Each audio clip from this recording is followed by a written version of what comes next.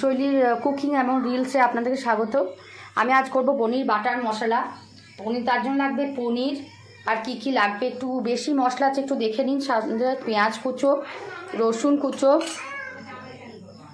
কটা গরম মশলা, টমেটো, কাঁচা লঙ্কা, চারমগজ, কাজু চারমগজ, আদা বাটা বা কুচো। আর এখানে আমি নিয়েছি 3 চামচ দই, ধনে গুঁড়ো, হলুদ আর কাশ্মীরি মির্চ আর একটু বাটার। এই মশলাটা আমি রেডি করে নেব। আর 1 ফোঁটা কেওড়ার জল। আমি এইগুলো করছি, আপনারা আস্তে আস্তে ফলো করুন। প্রথমে তেল বসিয়ে আমি তেজপাতা, গোটা গরম মশলা দিয়ে দেব।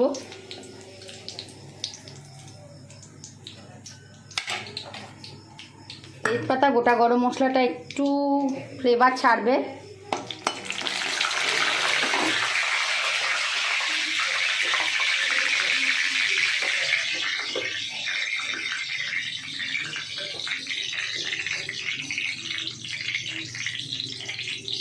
আমি রসুনগুলো দিয়ে দেব।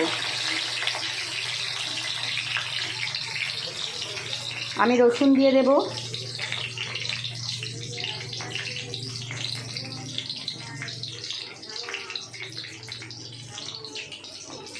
এরপর আমি পেঁয়াজ কুচোগুলো দিয়ে দেব।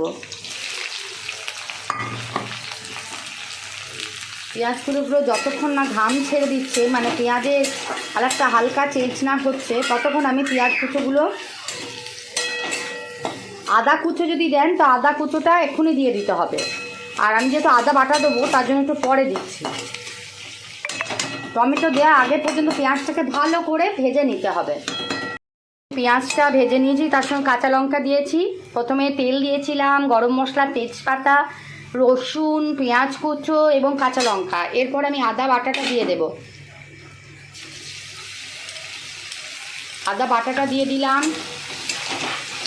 আপনারা আদা কুচো দেবেন, কারণ এটা তারপরে মিক্সিতে বেল্ট হবে। তারপর কাজু, চারমগজ।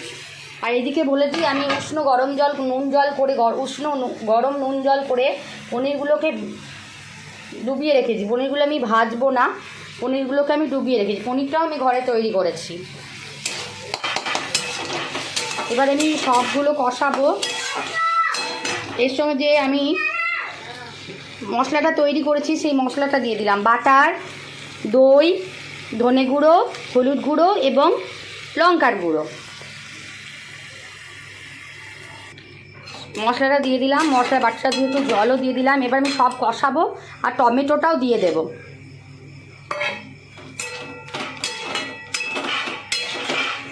এবার আমি সব শুদ্ধ কষাবো যতক্ষণ না এটা মিক্সড হচ্ছে, কালার আসছে, ততক্ষণ আমি কষাবো। বাটার মশলা মিশে একটা দারুণ ফ্লেভার তৈরি হবে। এরপর আমি কি দিই আমি আস্তে আস্তে দেখাচ্ছি। মশলাটা কষছে।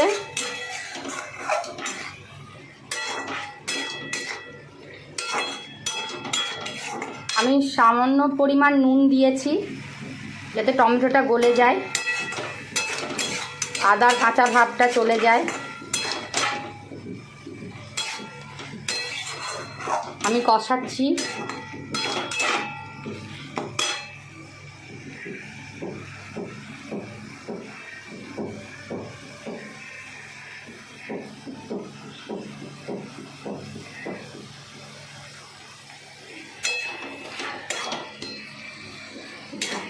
এখনও কাঁচা গন্ধ আছে, আর একটু কষাবো।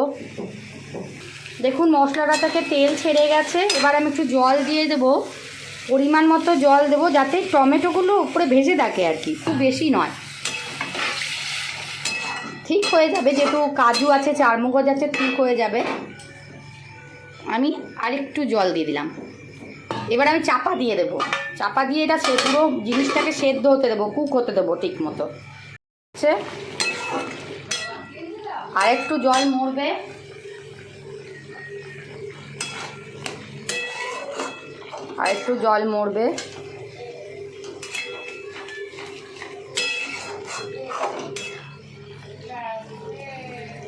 আশা করি কাঁচা গন্ধ চলে যাওয়ার কথা এতক্ষণে।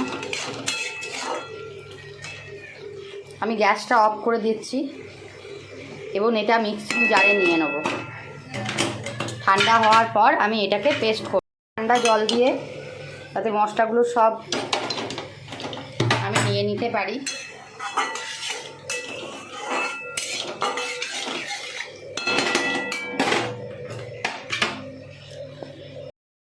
নিয়ে নেব কড়াইটাতে জল দিয়ে এটার মধ্যে দিয়ে দিলাম।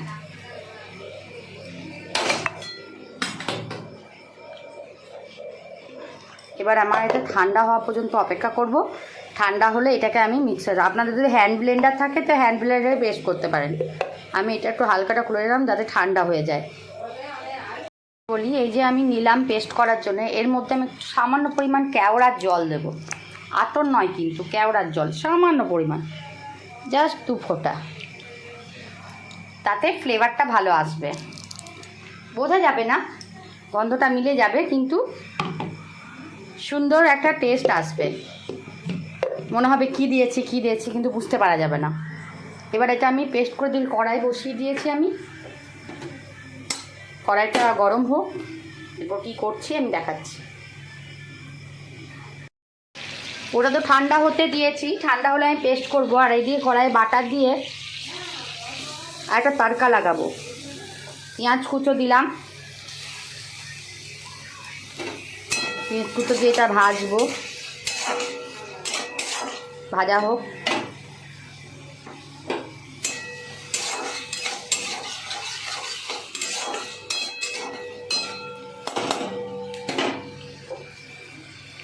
একটু টাফ রান্নাটা, মানে অনেকগুলো ইনগ্রিডিয়েন্টস আছে, মনে করে করতে হবে। এবার মনে পড়ে গেলে কিন্তু সহজ হয়ে যাবে। দেখুন পেঁয়াজ ভাজা হচ্ছে বাটারের মধ্যে, যেহেতু পনির বাটার মশলা একটু তো বাটারি হবেই। যাদের ট্রাইগ্লিসারাইড কোলেস্ট্রল হয় তাদের, যেমন আমার হাজব্যান্ডের, একটু অ্যাভয়েড করাই ভালো এইসব রান্না। আমার বাচ্চা বেশি পছন্দ করে বলে আমি করছি। এটা ভাজা হোক, আমি ততক্ষণ পেস্টটা করে আনি। ওটা দিয়ে দিলাম জাস্ট ছোক লাগাবার জন্য। পেঁয়াজ আর টমেটো বাটারে সতে করছি, টমেটোর কাঁচা ভাবটা। আর এদিকে আমি পেস্ট করে নিয়েছি। আপনি পেস্ট করে, আমি বলতে ভুলে গেছি, তেজপাতা গোটা গরম মশলাগুলো একটু বেছে দেবেন। এবার আমি ছেঁকে নিচ্ছি পুরো পেস্টটাকে।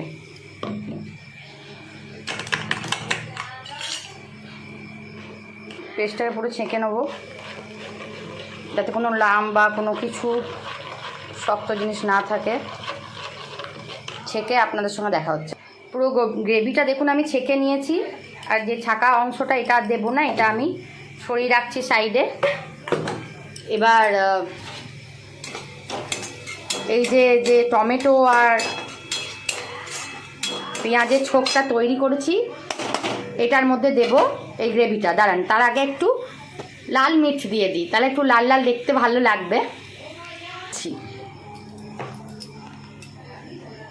কাসুরি মেথিটা আমি ভাজা হয়ে গেছে, আমি গ্রেভিটা ঢেলে দিয়েছি। এবার কাসুরি মেথিটা দিয়ে দিচ্ছি। আমি কসুরি মেথিটা দিয়ে দিয়েছি। দেখুন কালারটা কি বিউটিফুল হয়েছে। এটা ফুটবে,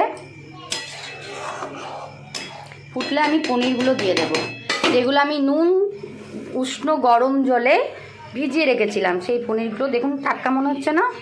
যদি পনিরগুলো আমি বাড়িতেই তৈরি করেছি, ছানা থেকে পনির তৈরি করেছি। একদিন রেসিপিটা দেবো যে ছানা থেকে কী করে আমি পনিরটা তৈরি করলাম। এটা ফুটুক, ফুটে উঠলে আমি একটু চিনি দিয়ে দিলাম। দেখুন গ্রেভিটা ফুটে উঠবে, তো দেখে এরকম লাগছে যখন তেল গ্রেভিটাতে ফুট চলে এসছে। এবার আমি আস্তে আস্তে পনিরগুলো ছেঁকে দিয়ে দেব। পনিরগুলো এর মধ্যে কুক হবে। ভেজেও দেওয়া যেত, বাট আমি ভাজলাম না। বাস হয়ে গেছে আমার।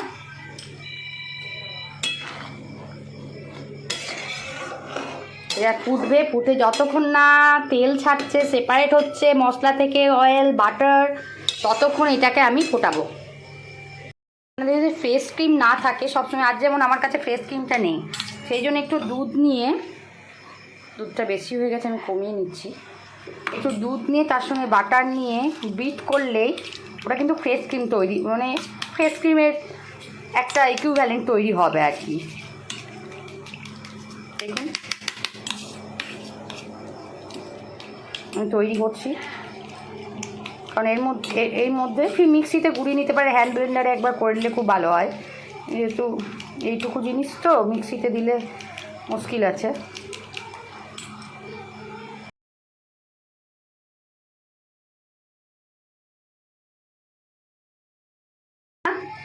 অয়েলটা সেপারেট হচ্ছে ততক্ষণ আমি কিন্তু এটাকে, পনিরটা কুক হবে। পনিরগুলোর মধ্যে খুব সহজ recipe, step by step follow করলে সবাই পারবে। আমি খুব সাধারণ সাধারণ রেসিপিগুলো যেগুলো বাড়িতে আমি বানিয়ে খাই সেগুলোই দেখাচ্ছি। তারপর আস্তে আস্তে দেখবো যদি অন্য ধরনের কিছু বিরিয়ানি টিরিয়ানি বানানো যায় কিনা। আমি একটা খাচ্ছি বিরিয়ানি জানি, মাটন বিরিয়ানি, সেটা একবার ট্রাই করব।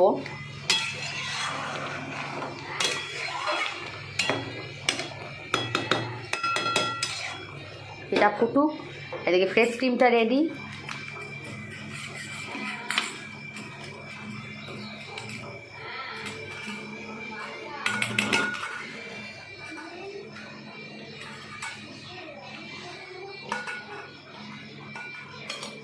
একটু দিয়ে দেব দুধটা, ঠিক হলো না ফেস ক্রিমের মতো, ওই আর কি। যতক্ষণ না তেল বেরোবে ততক্ষণ কিন্তু আপনাদেরকে এটা ফোটাতে হবে, নেড়ে দেবেন, না হলে কিন্তু নিজে লেগে যাবে। যেহেতু কাজু আছে, চারমগজ আছে, নিচে কিন্তু লেগে পুড়ে যেতে পারে, জিনিসটা নষ্ট হয়ে যেতে পারে। মাঝে মাঝে কিন্তু এটাকে নেড়ে দিতে হবে যতক্ষণ না তেলটা বেরোচ্ছে। খুব কম ইনগ্রিডিয়েন্টস, খুব কম কাজু দিয়ে আমি করেছি। পার টমেটো 2টো করে কাজু দেওয়ার কথা, আমি একটা, তাও একটু বেশি দিয়েছি, আমি 1.5টা টমেটো দিয়েছি, 3-4টা কাজু দিয়েছি।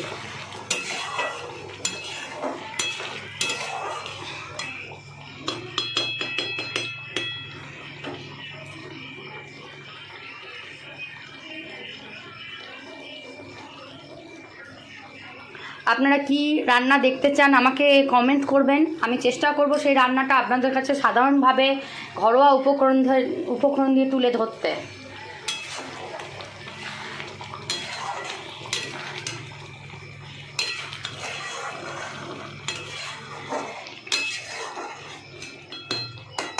হবে রান্না খুব সহজ জিনিস, কিন্তু সহজ জিনিস নয়, রান্না করতেও বুদ্ধি লাগে, পরিশ্রম লাগে। সবচেয়ে বড় এই গরমে রান্না করে দাঁড়িয়ে রান্না করাটা একটা বিশাল চ্যালেঞ্জ সব মেয়েদের ক্ষেত্রে।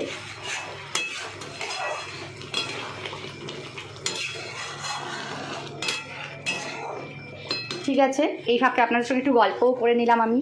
আপনারা অবশ্যই কমেন্ট করবেন আপনারা কি রেসিপি দেখতে চান, তাহলে আমিও একটা আইডিয়া পাবো যে আমি কি করব পরের দিন। আমার প্রতিদিন ভাবতে হয় যে আমি কাল কি বানাবো, আজ কি বানাবো।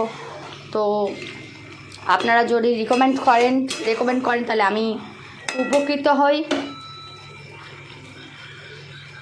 দেখুন, আশা করছি হয়ে যাচ্ছে, তেলটা ছাড়ছে।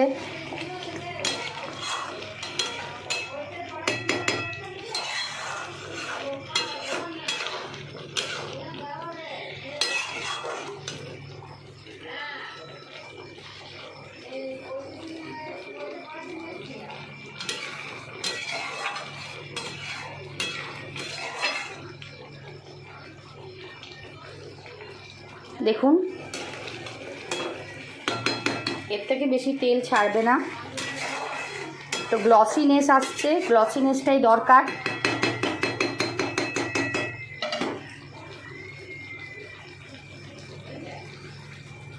ঠিক আছে, আমার রান্নাটা অলমোস্ট হয়েই গেছে, এবার আমি নামিয়ে দেব।